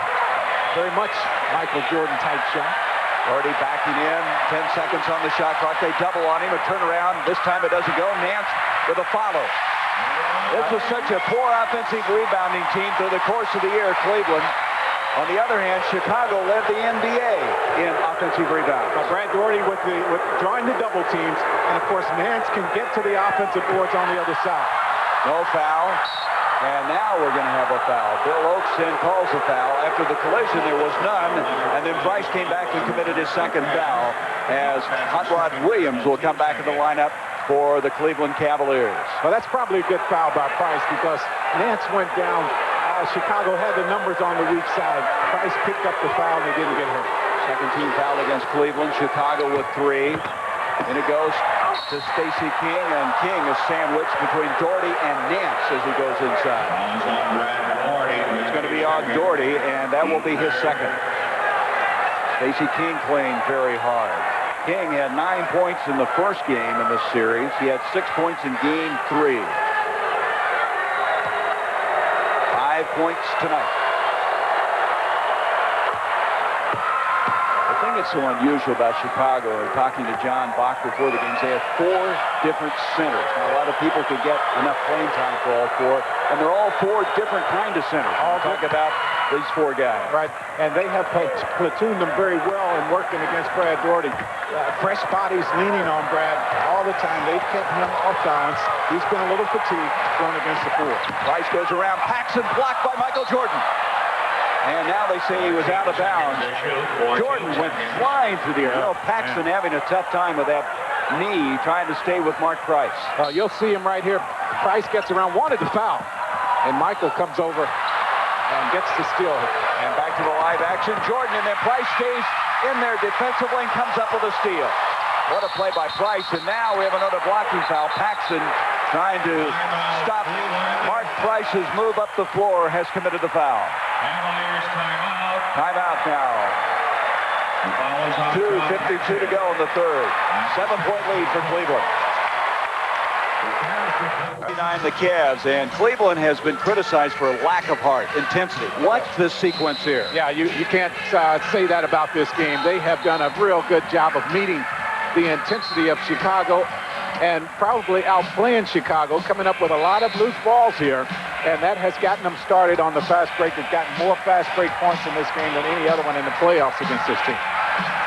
Let's take a look now at tonight's GMC scoreboard. Of course, this is the only game in the NBA tonight, but tomorrow, beginning at 8 o'clock Eastern. What a series this has been. They've already had 2 games that went into single overtime and 1 in double overtime, and then followed with San Antonio, Phoenix. I tell you, the Spurs looked awfully good at home, and Phoenix, who won the first 2 in America West Arena, try to get that advantage back. Both those games coming up tomorrow here on TNT.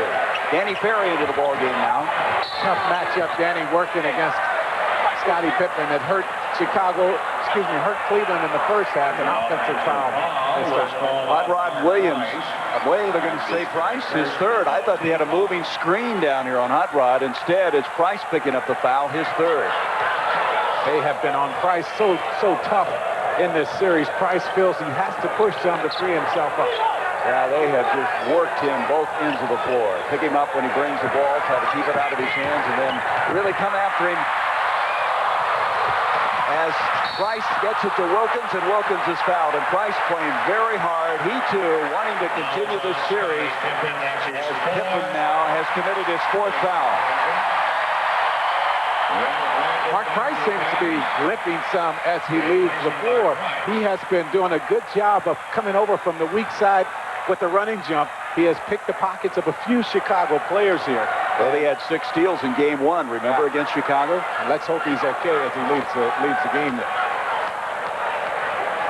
Out of the ball game now as Brandon comes in. 2:23 left in the 3rd. I say Cleveland wants to make sure, and Price, you see him flexing that ankle area, talking to the trainer there.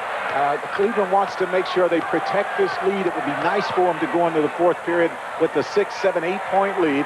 We'll see what happens here. That lead went up to 10 or 11 just a little while ago. Wilkins 1 of 2. He had a career high this year from the free throw line. He shot 84% of the regular season.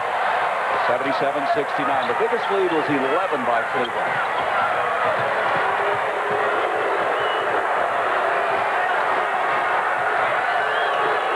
8 seconds on the shot clock.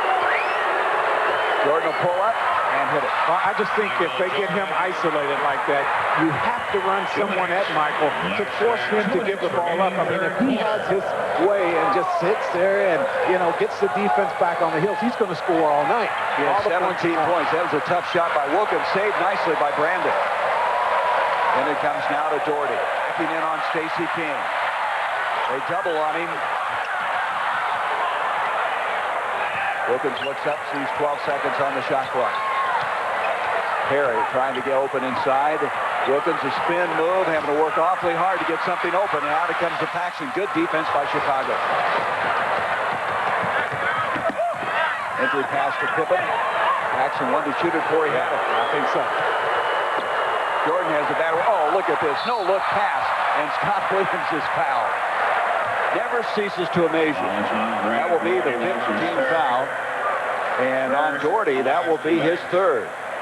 And at the line will be Scott Williams.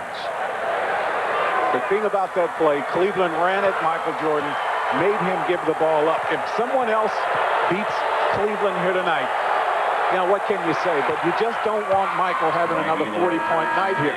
Now, you'll see him running at him, and he has to give it up. Makes a great pass. But Scott Williams, instead of Michael, is the guy that gets the shot.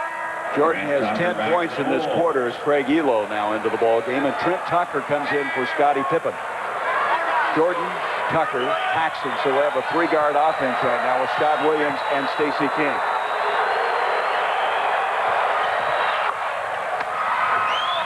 (77-72), the Bulls staying close, and of course the 4th quarter has been their quarter in all the 3 previous games. Dougherty inside, and he's fouled by Scott Williams. What are you waiting on, Brad? I mean, he had the clear path to the basket. Go for it. I mean, this is maybe your last shot. You can't keep giving it up. Go on and take it. Scott Williams with his 2nd foul. 77-73 with 58.5 seconds left in the 3rd.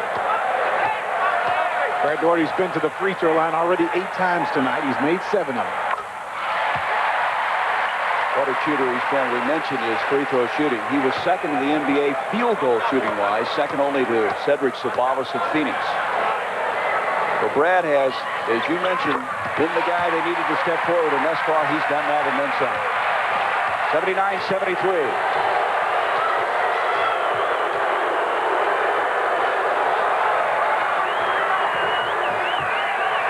Right here by the Cleveland defense, very important. And this would be a good chance to get you some momentum going into the 4th period.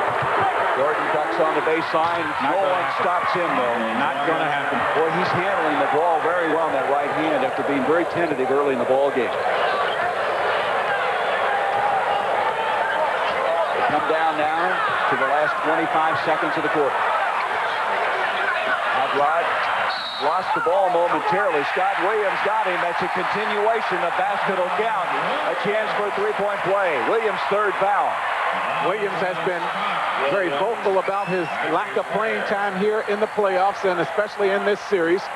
Right here, he gets it, puts it on the floor, uses his quickness, gets to the basket, and has a chance for a 3-point play. Rod Williams now with 7 points in the game. Three-point play, 21.4 seconds.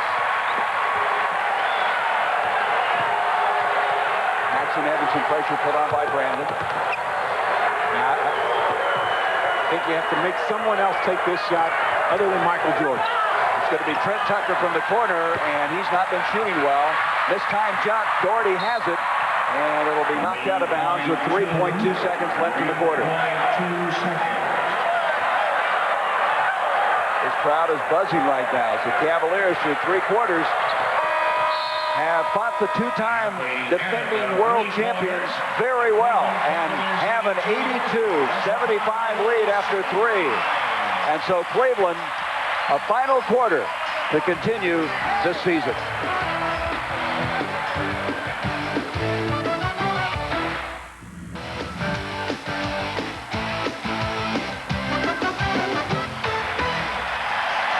"12 minutes to go. The Cavs enjoying a 7-point lead, and this is kind of Michael Jordan time, I guess, the fourth quarter. He had 11 points in the third, hitting 5 of 7 shots, hitting his last 4, I think, setting us up for what he may do here in the final 12 minutes. Well, two things Cleveland has to protect against here when you're talking Michael Jordan.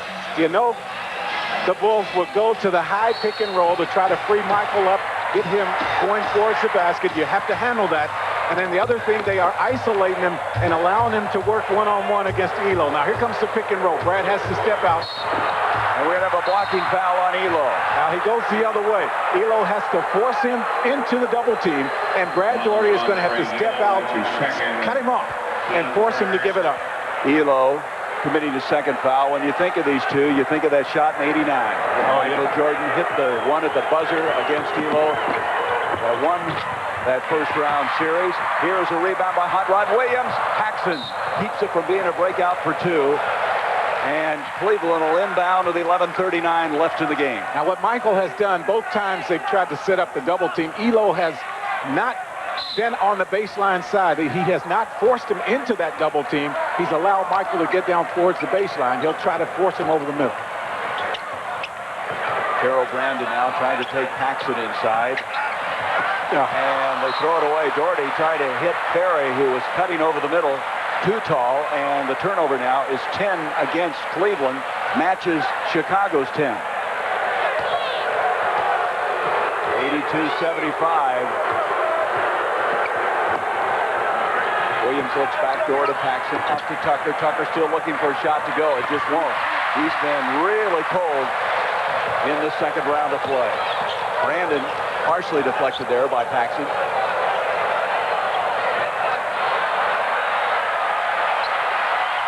Paxson's close to being illegal. 9 seconds on the shot clock, and a little left hand there by Hot Rod Williams. Well, one problem Cleveland's big people have had in this series is they've waited for the double team to come instead of making the quick move. That time, John Williams went away from the double team towards the baseline for the 2. Paxson back to Trent Tucker. 8 seconds on the shot clock. Jordan, nice pass, gathering himself as Stacey King, and he is fouled. Coming over and committing the foul is Hot Rod Williams, as Pippen now will come into the ball game. And Trent Tucker will come out. So Pippen, getting a break, comes back into the ball game. That Williams' foul is going to be his second.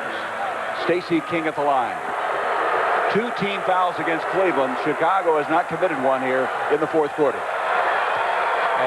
As Pippen came into the game, he originally came in for Michael Jordan. Michael gave Phil the look over there like, I don't want to come out of the game right now.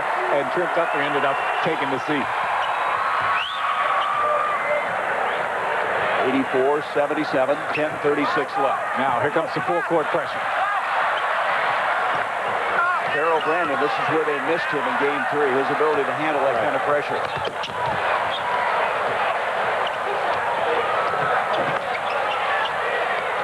Cleveland keeping their poise, doing a good job, able to break that pressure. Here's Williams from outside, Jordan with the rebound. Michael trying to make something happen. Ducks in, changes the shot, doesn't get it. Rebound Ferry. Out it comes to Elo. Pippen deflects it. Well, Scottie Pippen, long arms went way up to keep that one from going further. Now, I think Cleveland right here needs to make sure they get good shots at the basket. I don't know that that's a good shot. Well, I think Williams' shot earlier maybe wasn't that well advised. See, that's just not good. The reason they've been successful is that they've taken good shots and they've gotten to the basket. And when they've missed, they've gotten to the free throw line. You can't start throwing up the jump shots here. Travel. That's a travel. He changed his pivot foot. So we're going to have a timeout. 9:42 left in the game. Cleveland desperately trying to keep this season going, leading at 84-77. Here's tonight's Dutch boy in the paint, and Dougherty is doing quite a job hanging in there against all the Bulls centers. Yeah, we talked about the need, and really it's past the need. It's a necessity here in this game for Brad to have a big one. He has played well. The Cavs also doing a good job on the boards here tonight. I tell you, Goose, the thing that really jumps out at you is that just for a moment there, Cleveland was losing a little of their poise. As you mentioned, a couple of ill-advised shots. Well, I think what they have to do here is make sure they remember how they got the lead. And that is taking the ball in the basket, in the paint to the big people, not shooting the fall-aways by the big guys. If they don't shoot those shots, take the high percentage shots, they can stay in this game. Brad Dougherty now out of the lineup, and they're doing some repair on his leg. Gerald Brandon, Elo in the backcourt. Williams, Ferry, and now Larry Nance is back in the ball game for the Cavaliers. 7 seconds on the shot clock. Williams backing in. That's a much better shot. He doesn't make it, but that's a much higher percentage shot. Ferry with a big offensive rebound, and Brandon with the three. And you see what happens when you draw that defense on the inside.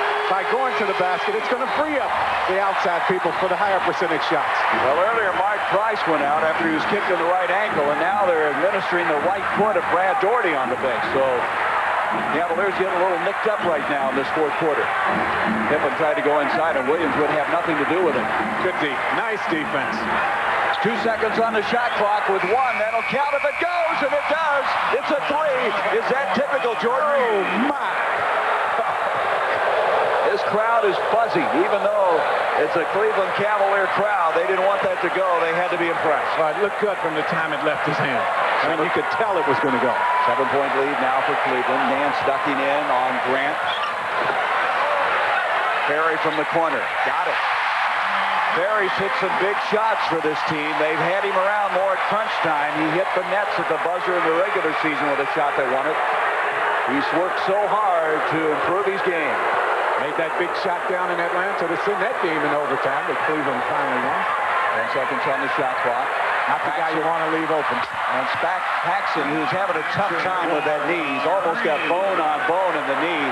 Still can shoot it when you give him that kind of time. That's the first time he's been open in this game. Brandon went down to help out. Paxson is not the guy you want to leave. 89-83 Cleveland. 7:45 left in the game, and maybe in the season for the Cavaliers. Nance.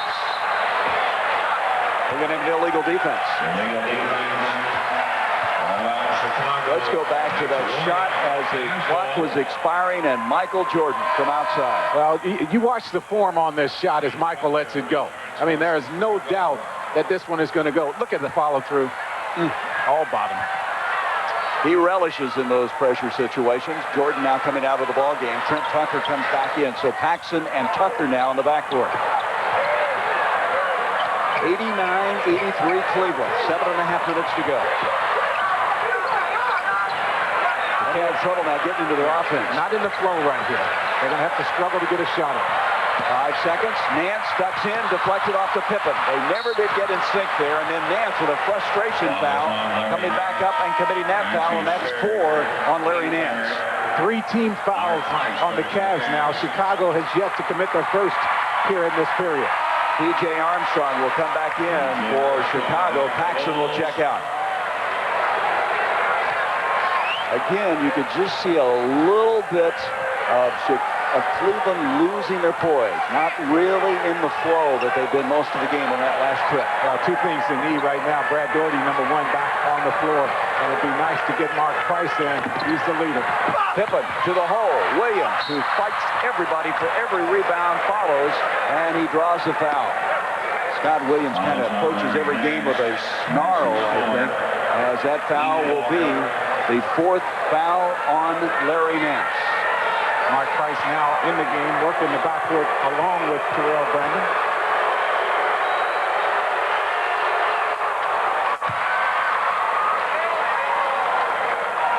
Well, you never accuse the Bulls of playing without intensity. No. You look at guys like Scott Williams, Horace Grant, Jordan, Pippen. The reason they're trying to three-peat is the energy that they expel on the basketball floor.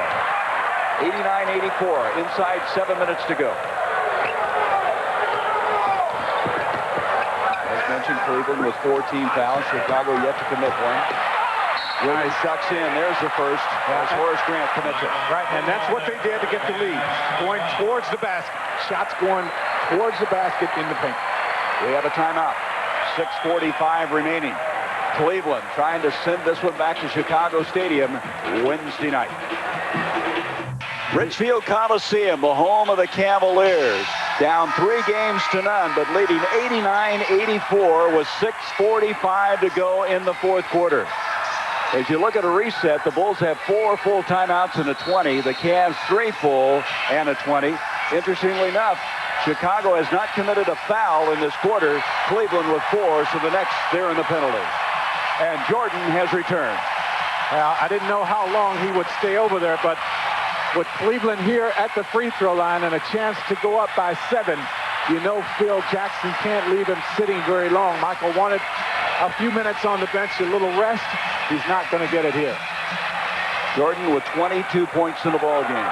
Gerald Wilkins also will check back in as Michael Jordan comes back in the game. Both teams doing a good job at the free throw line. As we mentioned, Cleveland led the entire NBA, shooting 80% in the regular season. Now, Mark Price had come in so briefly and now goes back out. Gerald Wilkins comes in. Well, you know, Mark was very much vocal about not being able to play down the stretch in game 1 of this series. Mentioned that in the papers, and you know, he says he wants to be in there down the stretch. Terrell Brandon playing well. Well, I think they got him out of there because Jordan came in and they had to have Wilkins to guard Michael, and so the matchup problems got Mark out of there. Here's Pippen, a running one-hander. Scottie Pippen. 15 points for Scottie Pippen. 4-point ball game, 6:20 to go. Well, what's it Phil Jackson said? We'll just keep it close down at the end and then make it happen. They've done that so many times. Hot rod backing, and Scott Williams reaches in and commits a foul. So Chicago now has committed their second team foul. Dougherty will come in and Danny Ferry will lead. Ferry gave him some good minutes. Didn't make the mistakes. Made a big basket from the corner, and that's what you want from your substitutes. Approaching 6 minutes left. I think these next 2 minutes, very important for Cleveland. You know Chicago's going to make this little run here pretty quickly. Dougherty with Scott Williams on him, 6 seconds. You can't wait for the double team, Brad. Can't wait for the double team. With 2, and we're going to have a traveling call on Dougherty. Bill Oates spotted that one. Good defense by Chicago. I mean, you see Brad just kind of looking over his shoulder here, waiting for the double team to come. He's played too well in this game to even give the double team a second thought here. He has gotten to the free throw line. He has been physical. He has done all the things offensively that he needs to do. He has 25 points tonight. Jordan trying to work off of that screen, and he's forced backcourt. And they're going to have a foul on Larry Nance, and that would be the 5th on Larry Nance. He went over the half-court line, and they called Larry Nance for a bump. And Lenny Wilkins is really upset. That puts the Cavs over the limit. Jordan going to the line. Well, Nance, I thought, played him pretty well this time. Now watch, he is just going to continue to go at Michael. There's some body contact right there. I don't know if it's enough to justify the call. It went that way. Lenny Wilkins didn't like it. Larry Nance didn't like it. And now he has fouled. Well, we have a 2-point game. 90-88, 5.5 minutes to go. The Bulls want to end it here. Cleveland wants to get to a game 5, and we've got 5:26 to decide that issue. And we have a foul. Cartwright and Dougherty hooked up inside. Cartwright will get the foul, and now Dick Pavetta and Phil Jackson exchanging some pleasantries on the far side. Well, it's just getting very physical down there. And, of course, Brad Dougherty, you know he's going to touch the ball right here. Cartwright put right back in the game to make sure that Brad does not get the position that he wants on the low post. A lot of contact there. Third team foul. Third foul on Bill Cartwright. Brandon kicking back outside. Gets a pick on BJ and Nice shakes move. loose. Really nice. Very well done. He's hit 2 big shots in the fourth quarter. Yeah, he drew in the double team, just made the quick move to the basket, and he learned that move from Mark Price. You see Price doing that a lot. Cavs back up by 4, 5 minutes to go. Dougherty jumps clear out on Pippen. Pippen shakes it. Off it comes to B.J. Armstrong. He hasn't shot very much. That'll be a 2. It is not a 3. Dave Brandon ran out on him and hit the floor hard. Couldn't block the shot. It's a 2-point game. Well, a guy that you just don't hear a whole lot about or does not get a lot of press because of all the other. And now we have another foul. This time it's on Dougherty. He and Cartwright. It goes the other way, and Brad Dougherty now has 4 fouls. So it went the other way, as you put it. Yeah, they will try to clean that situation up, the officials, and they called one each way. I was going to mention B.J. Armstrong has played big. Pippen ties it. He ties it. Oh, is that something? Boy, he's made 2 here tonight. Hasn't he? 92 all. 4:18 to go. As you would anticipate, the Bulls are right back in and trying to wrap up this series. There's a steal. The crowd not very happy. Out it comes to Michael Jordan. They thought there was a foul. Grant puts it away, and the Bulls have taken the lead. 94-92. The Cavs have led all the way, and Chicago now, with 4 minutes left, has a 2-point lead. And this crowd is not happy. But Brad gets to the basket. Nice pass coming in from Terrell Brandon. And watch the reaction, Brad Dougherty. The problem is Cleveland does not get back defensively. Chicago gets the quick basket, and they have taken a 2-point lead here in this game. And Lenny Wilkins is just as perturbed as Dougherty was. So the last time the Bulls led in this ball game was 23-22, and now lead 94-92. In this quarter, the Bulls have outscored them 19-10. I think Cleveland right here needs to make sure that they go back down to Brad Dougherty. I mean, right now, and force the officials to make a call. They've almost forgotten, Jack, what had made them so successful in the first 3 quarters. Yeah, I mean, I just think this time if you go towards the hole, you're going to get one call. They don't. See, they don't do that, and they give it up again. They're kind of falling back into that tentative personality, which they've been criticized for. Well, early in this game, it was so aggressive. So aggressive in every phase. Jordan wants the ball. And Wilkins stripped him of it. Up to Brandon. Gerald Wilkins with a big steal. It's even at 94. Well, I tell you, Wilkins better be ready now. You know, this time down the floor. And you just know that Chicago's going to take advantage, are going to take the ball to their big guy. And you just know it. Cartwright blocked by Dougherty. And the aggressiveness has come back now for the Cleveland Cavaliers. Inside 3 minutes, Wilkins from the corner. That's a 2. Cleveland by 2, 96-94, 2:48 to go.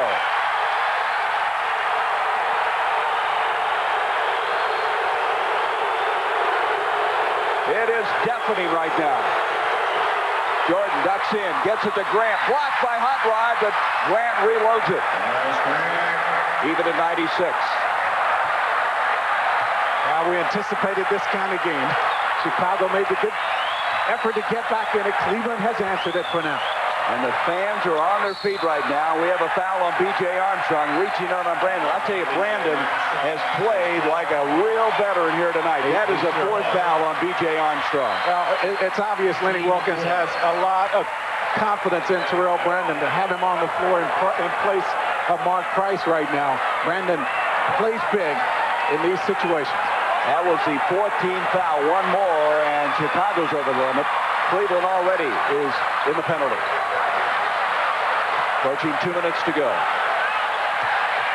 Larry Nance, here's Grant knocking it away. It'll give him 10 seconds on the shot clock. 96-96 again. Cleveland trying to keep the season alive. Chicago trying to wrap it up. Cleveland has called for a 20-second timeout.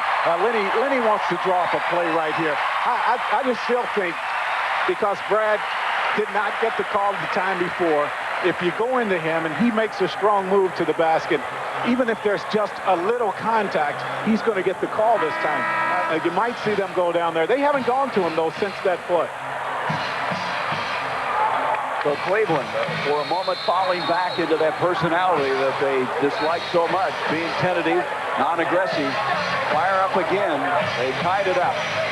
And the Bulls have 4 full timeouts left in the 20. Cleveland has 3 fulls left. And the Bulls, next foul, they'll be in the penalty. The Cavs already in that situation. Cleveland continues what they're doing here, shooting 51%. They will become the first team in the playoffs to shoot 50% or better against Chicago. Chicago trying to win their 7th straight playoff game, 9 if you go back to the last 2 games of the championship finals of last season. Nice job. Nice creating there. Wilkins, that is a 3. Boy, he's hit baseline shots from both sides. And that tells you right there why Terrell Brandon's in the game. Watch the penetration here by Terrell Brandon into the paint. Handles the double team very well, just splits them and finds Wilkins.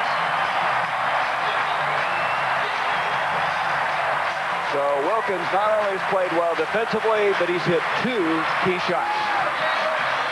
Gerald Wilkins playing possibly the finest game of his career. Watch Terrell Brandon split the defense and then finds, and this, no other way to put it, a huge shot by Gerald Wilkins. Good follow through, and watch the reactions here. He is 10 of 19 shooting, 22 points, and played very well at the other end of the floor, trying to be the Jordan stopper. He's the emotion that the Cavs so desperately need. Got the call from his brother Dominique after game 1 when Michael got 43. They talked about it, and he has played Michael better since then. 1:40 left. Wilkins trying to stay with Michael. He might have gotten a piece of that. Grant tries to pull it down. Jordan comes up with it, changes the shot, and he's fouled. Larry Nance is over there. Is it going to be on Nance? Let's wait and see. Nope, it's going to be on Brad Dougherty. So that's a 5th on Brad. Larry Nance already playing with 5 personals. That's what I thought. I thought maybe he had fouled out, but instead now both Dougherty and Nance with 5. Oh, and you saw Grant just push Terrell Brandon out of there. That's the one area probably that having Terrell Brandon in the game right now will not be an asset, and that is if it's a foul situation, it will probably go against Brandon in every case because of his youth. It's a 1-point game, 99-98.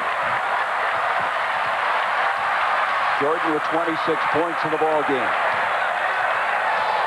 Good job, Brandon, handling the pressure up the floor. Stolen by Armstrong. What a big steal that is. Pippen to Jordan. Dougherty, that'll be his 6th foul. As he fouls Pippen. And so Dougherty is fouled out with now 1:16 left in the game, and possibly played his last seconds of the season. And what a way to lose Brad Dougherty. He did not score in the 4th quarter, but he had 25 points and 12 rebounds for the game. And in addition to everything else, he does not prevent the basket from going down. 199, a chance for a 3-point play.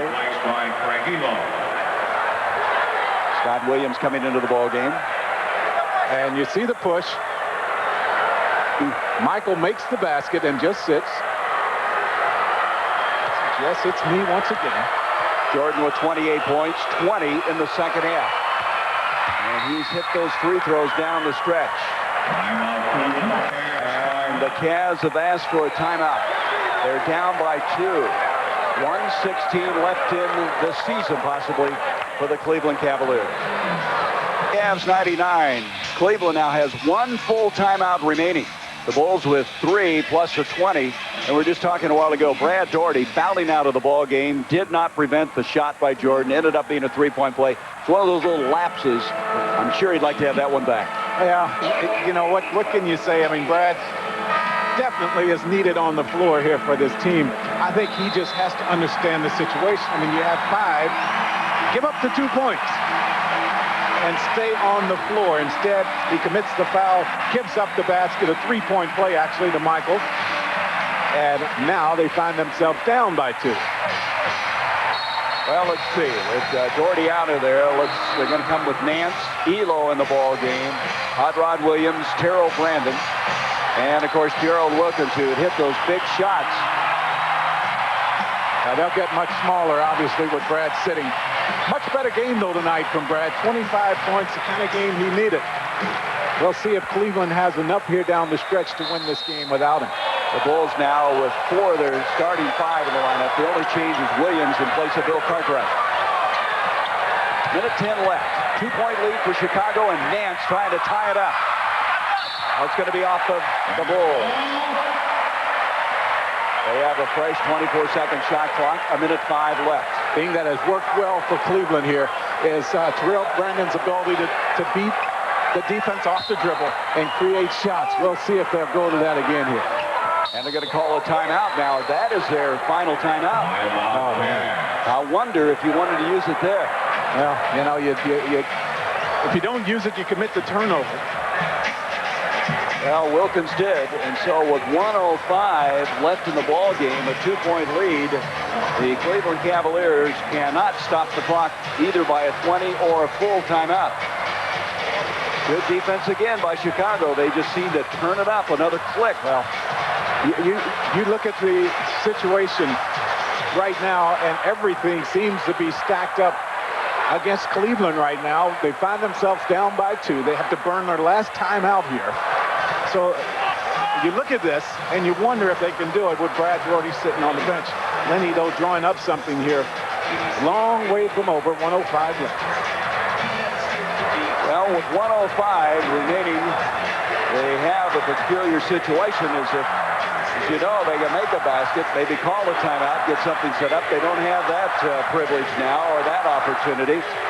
Lenny Wilkins, the second winningest coach in the history of the NBA. He won it all in 1979, coaching the Seattle Supersonics to the victory, and yet finds his job in real jeopardy, this being his 7th year as head coach. And everybody out to get his scalp. Of course, there's been a lot of coaches who have been in that position through the course of this game, through the history of the game. Let's go back and look at the timeout that Wilkins called, the final timeout for Cleveland. Well, they just can't get the ball in, but Cleveland has been guilty here. You'll see that the shot go up by Nance, then it'll go out of bounds. But they haven't moved as well here in this 4th period offensively. Now they had a fresh 24, and you can see Wilkins now getting the play set as he ambles over to take the ball and inbound it. And they're just not going to be able to get it in right here. So they use the final timeout. A minute 5 to go. Mark Price is coming to the ball game. 101-99 Chicago.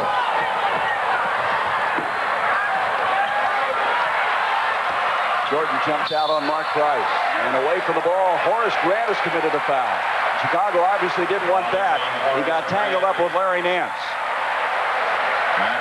Well, that time Cleveland spread the floor very well with another shooter on the floor and Mark Price. Jordan had to come out. He couldn't lay back in there and try to get set up for the double team.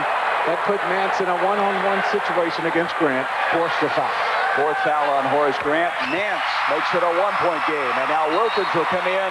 Brandon will leave. They got Wilkins back in because Jordan's down at the other end. They want somebody to stop him. And Cartwright comes in for Scott Williams. Now, this tough situation for Mark Price. He's been sitting over there a long time on the bench, has not played. He's out stretching now, trying to loosen up. He will be called on here to guard B.J. Armstrong up the floor. That's for the tie as Nance has hit all 4 of his shots from the charity line. Less than a minute.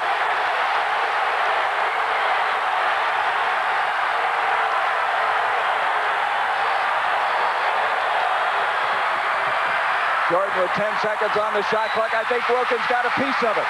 Wilkins with excellent defense. Good job defensively. Gerald Wilkins has played tremendously well on both ends of the floor. And Cleveland now with a deadlocked at 101. Runs into all kinds of problems. Elo comes up with it. 8 seconds on the shot clock. Elo not there. Jordan saves it to Grant. Timeout, Chicago. 18.5 left. Elo wanted to foul. He thought he got hit on the elbow as he let that one go. Did not extend on the shot. Pulled the trigger just a little. And Phil Jackson now will take a 20-second timeout. Well, he'll try to orchestrate a play that will end the series. Well, I mean, guess who the ball is going to go to?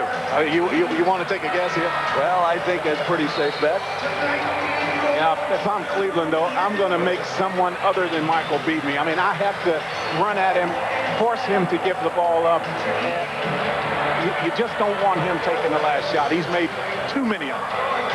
Well, I tell you, Wilkins, last quarter has gotten up in Michael Jordan's face and twice looked like he either altered the shot or just at least made it very difficult for Jordan to zero in on the basket. He's played, as you said, very well at both ends of the floor. I think Gerald Wilkins, if Cleveland can win this game, is definitely the star for the Cavs. He has played Michael well the last 2 or 3 trips down the floor, and he has made the big shots. I mean, just a nice game from Gerald. Well, the Bulls lost the regular season series to the Cavaliers, 3-2, losing the last 3. They've come in here tonight 6-0 in playoff competition, sweeping Atlanta, winning the first 3 against Cleveland, and trying to end this one and get ready for the winner of the Knicks-Hornets. And, of course, you'll see that game tomorrow night on TNT with a 3-1 lead for the Knicks. You know, I was talking about 1989, first round, the buzzer coming, and Michael Jordan with Craig Elo trying to track him down, hits it, and Chicago advanced. Yeah, you just don't want that to happen. As I say, it's Who is that guy, by the way? Who is that? With all the hair. Oh, Doug Collins excited as well. He should be. Of course, Michael's had a career high against these guys, too. He had 69 points against Cleveland in 1990. I just think if Michael gets in the one-on-one situation, and you just know he is, you just have to come with a strong, aggressive double team. Force him to give it up. Now, the real question for Cleveland right now is who do you leave to come to double team? Here we go. You see the time remaining. It's deadlocked at 101. Good job, Gerald Wilkins. Well, you just have to come. You just have to come. 2.5 seconds. Jordan again. And you just have to come. He has done it again. Almost from the same spot. Well, you know, you don't take the ball out of his hands. You give you a chance. Give a chance for things like that to happen. Cleveland Cavaliers won with 1. The Bulls win the series 4 games to none. He is amazing. I just think you have to take the ball out of the guy's hand. This has happened far too many times. This series has ended on another remarkable effort by Michael Jordan. At the buzzer. I mean, he just stands there. Cleveland stays back. They don't run anyone at him to force him to give it up. You give him this much time, and this is what's going to happen.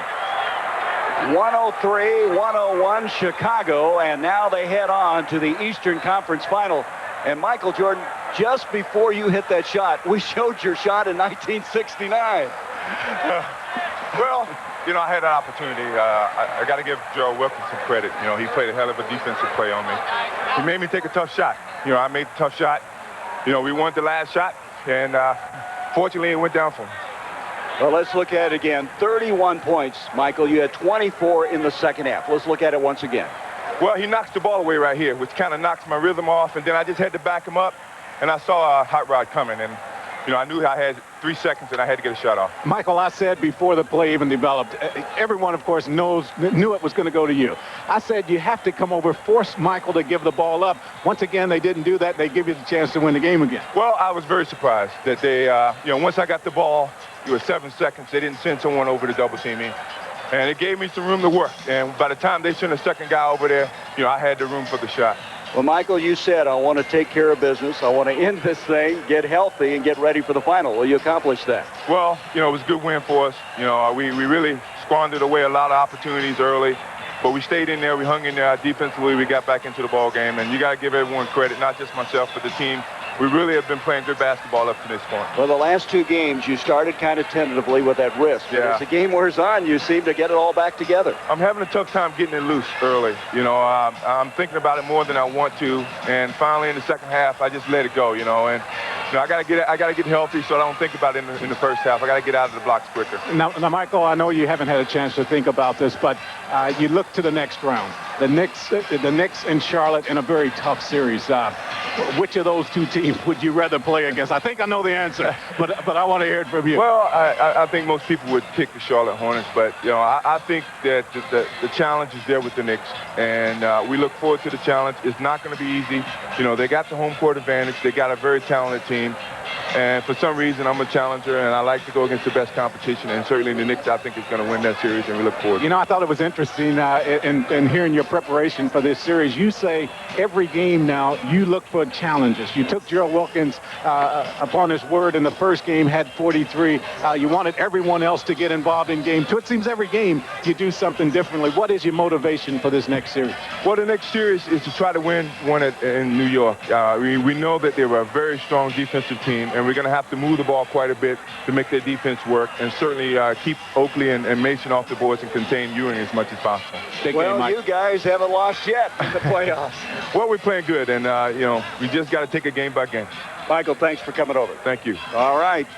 You know, it was remarkable. The Bulls trailed by 10 with 9 minutes to go in this ball game, and Jordan with the buzzer-winning shot. 103 to 101. The Cavaliers season is over, and Chicago advances for the 5th year in a row to the Eastern Conference Finals, awaiting the winner of the Hornets and Knicks. Let's go to Ernie Johnson in Atlanta. We're just kind of shaking our heads over here over that thing. I mean, it's like Clark Kent. I mean, after the game, he's just sitting, well, I didn't have much time to shoot, and I just had to nail one. Unbelievable Superman. What a... I saw it in USA Today.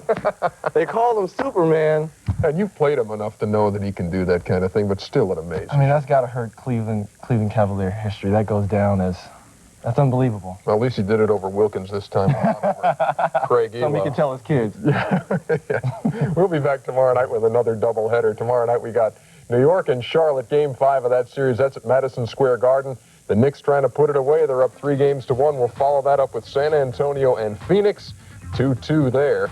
Charles Barkley and the guys taking on the Admiral and his mates in Game 5. Coming up next on TNT, it's Inside the NBA. Fred Hickman and Mike Glenn. A report from Paul Ryden and all the other stuff they always have on Inside the NBA, including probably a few looks at that shot by MJ. Now, I tell you what, folks, we did something to Reggie Miller tonight that he wasn't aware of. We had a camera going as he was watching the game out here. And then he agreed. He saw the piece of tape, says, yeah, go ahead, you can run that thing. And so here it is. Didn't know. Yeah, he gets into it. He didn't know what was happening, but he gets into it. Why didn't he? Because he didn't want to get piped on. That's why he didn't go for the ball. Yeah. Dang.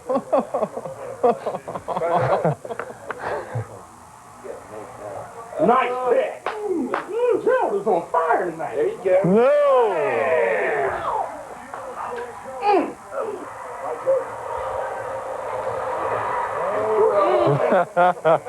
Left-handed. That's some ugly stuff right there.